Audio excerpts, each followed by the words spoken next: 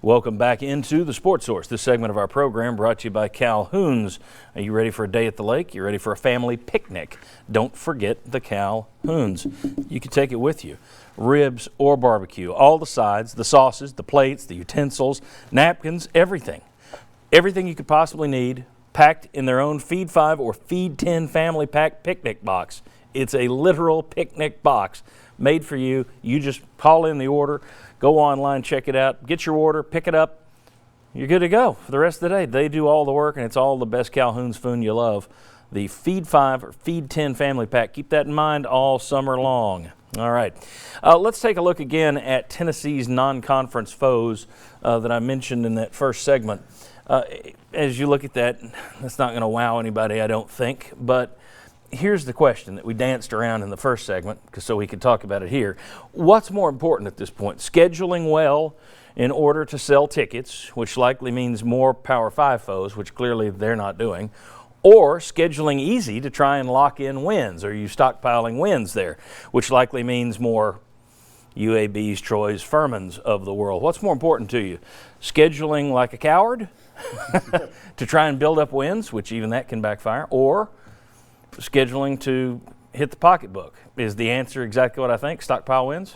Does everybody agree with that? Yeah, it looks like, hey, let's schedule to be bowl eligible. I mean, that's the way it looks. And I know that's not a new pattern of the way they're scheduling, but that's the way it looks. And I'm guessing a lot of Tennessee fans would feel like, hey, we're above that. That's for the Mississippi States and the Kentuckys of the world and Vanderbilts to do, not Tennessee.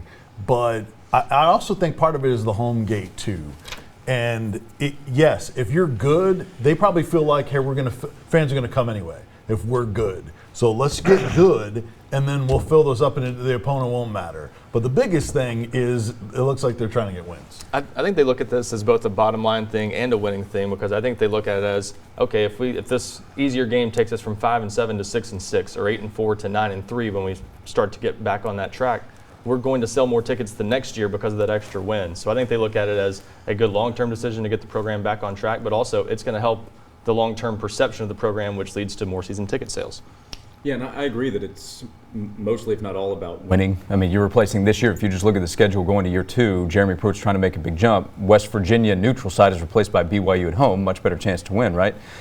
But it also, 2020, you're going to Norman. So in 2020, year 3 for Jeremy Pruitt, when we're probably going to be talking about a big jump, you have to go on the road. Now, it's not home, but it's on the road to Oklahoma. That's a really tough game, assuming Lincoln Riley's coming back and that program's still in great shape. Does anybody remember when this Oklahoma home and home was put on the schedule? Does anybody remember that? It wasn't last year or the year before. Yeah. It's been a while. So that one's kind of been sitting out there.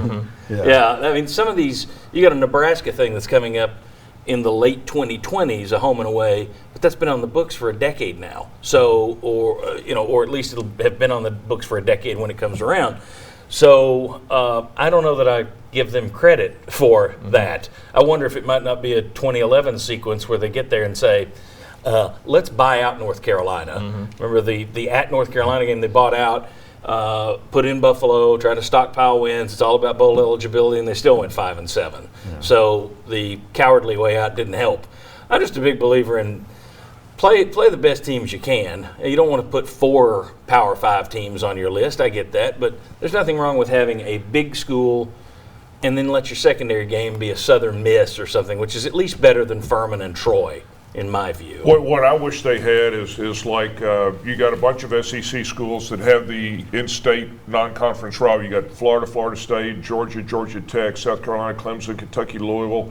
I wish Tennessee had a game like that.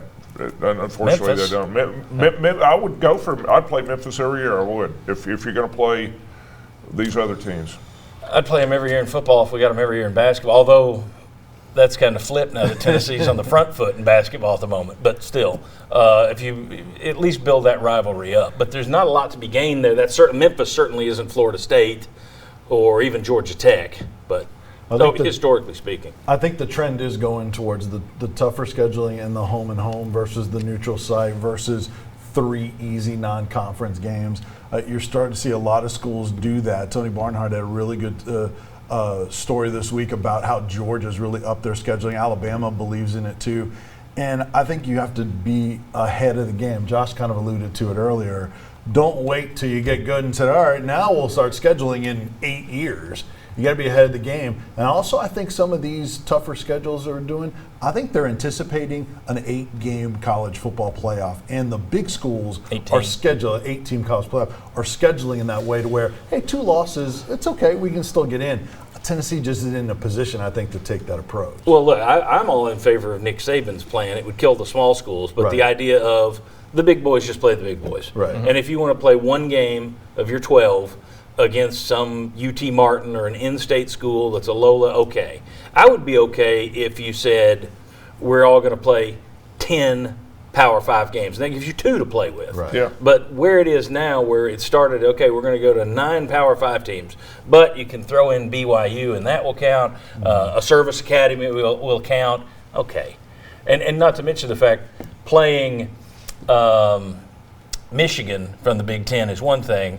Somebody playing Illinois from the Big Ten is another thing. Right. So I just think for the fans, it's better to see better teams in there. And I think overall, it's not going to, I don't think it's going to hamstring your program to play one better team per year. I just don't think that's going to be the difference between night and day. I think Tennessee fans would appreciate if you had the choice between 10-2 and you got to win over Furman, or 9-3 and you lost by 2 points to Oklahoma. I'd rather go over there and watch them play Oklahoma in a good game than watch them blow out Furman or Troy or somebody. I would like to see a commitment to playing at least a Power 5 team every year if you're Tennessee. Even if it's an Indiana level school, something like that, a lower tier Power 5 school, at least make the effort to play a Power 5 school. The other thing is, I wonder if the SEC, you kind of touched on this, do they eventually get to the point if they don't get to a 9-game conference schedule where they say, everyone in the conference is going to agree to play 10 Power 5 opponents per season. Yeah, for supposedly TV it's 9 for TV purposes. now. Yeah. It's kind of What if you raise the bar though to eliminate some of those bad TV games? Oh, The way it's worked out for them in the college football playoff, they're not going they're to. not going And to. I agree, but it's an interesting thought. Although it's funny, the teams that keep making the college football playoff are the ones we're talking about that schedule tougher. Yeah. It's not the ones that schedule the mamby-pambies. You know, it's Alabama always opens with somebody good. Georgia opens with somebody good. They're looking at playing a couple of decent teams now. So, This year is an exception for Alabama. They have Duke as their Yeah. toughest non-conference, yeah. but generally. But for the most part, Right. and we didn't get a chance to talk about the non-conference things, which those games look like, okay, you're sacrificing a home game. You lose the home gate, but you're getting a big payday, and you're getting the TV exposure. Pruitt sounded like he was okay with them because it's a great recruiting tool. He liked it last year with the West Virginia thing. He didn't sound like a guy who had a problem with it. Philip Fulmer, on the other hand, doesn't sound like somebody who really wants to do it. So, okay, nobody wanted to jump in there. I tried to help throw you the assist. You also have to take advantage if you're going to be on that big stage. And Alabama has been in that position where they're on the big stage, they're part of the big build-up, and then they go knock out their opponent. Tennessee has a long way to go to get to that point.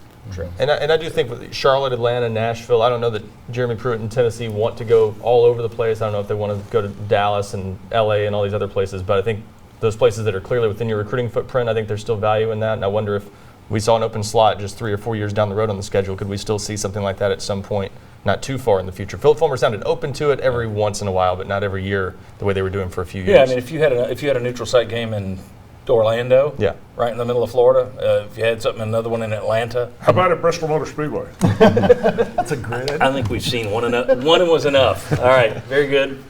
When we come back, Tennessee has as many players at the NBA Combine as any school in the country. So, did they underachieve this past year, or did they overachieve because there's a bunch of 3 stars? We'll debate. Come on back on the Sports Source.